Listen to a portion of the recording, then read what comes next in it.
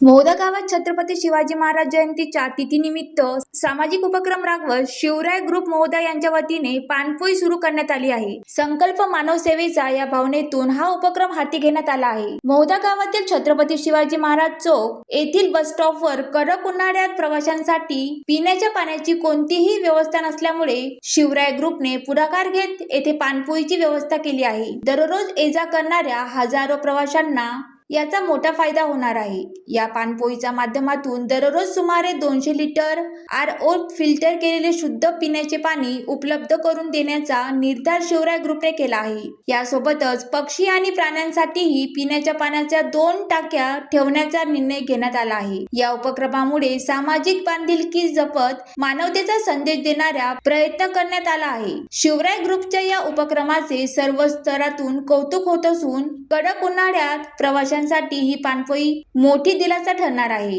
Vishal एलोरे, ज्वालादीप news, Kelapur.